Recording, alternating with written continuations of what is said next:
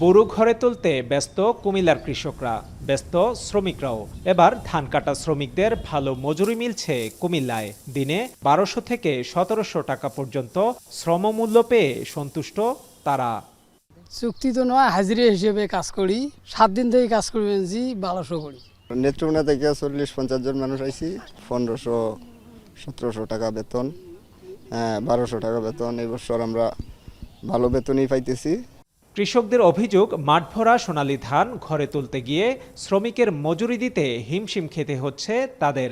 একদিকে যেমন ন্যায্য দামে ধান বিক্রি করা যাচ্ছে না, অপরদিকে ধান বিক্রি করে বা ঋণ করে মাঠের ফসল ঘরে তুলতে হচ্ছে।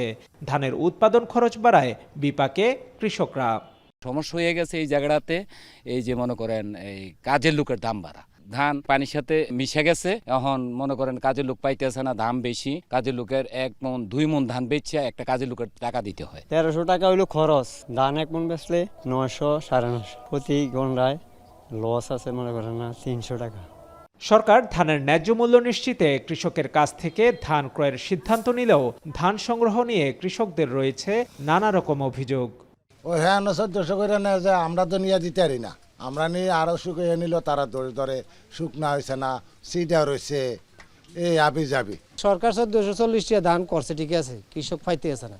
কৃষক পাইতে আছে গৃহস্থর কাছে ধান কর ৯০০ টাকা, ৯৫০ টাকা।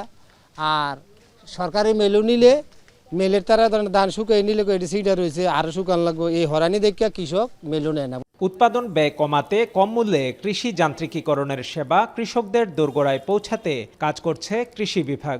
খাদ্য কর্মকর্তারা জানালেন, তালিকাভুক্ত কৃষকদের কাছ থেকেই ধান সংগ্রহ করছে সরকার।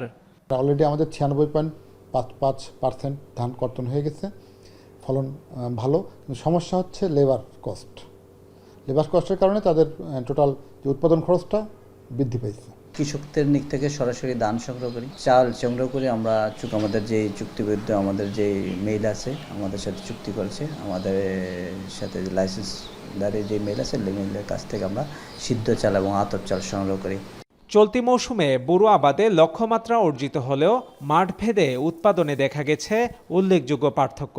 কোথাও ৪০ শতক জমিতে মিলেছে ২০ মণ ধান, আবার কোথাও উৎপাদন নেমে এসেছে ১০ থেকে ১২ মণে। ফলন, বাজার দর ও উৎপাদন ব্যয়ের সমন্বয়ে লাভ ক্ষতির হিসাব করছেন কৃষকরা। তাদের প্রত্যাশা, উৎপাদিত ফসলের ন্যায্য মূল্য নিশ্চিত করতে যুগোপযোগী কৃষি যান্ত্রিকীকরণ সরবরাহ করবে সরকার। খালেদ সাইফুল্লাহ, এখন কুমিল্লা।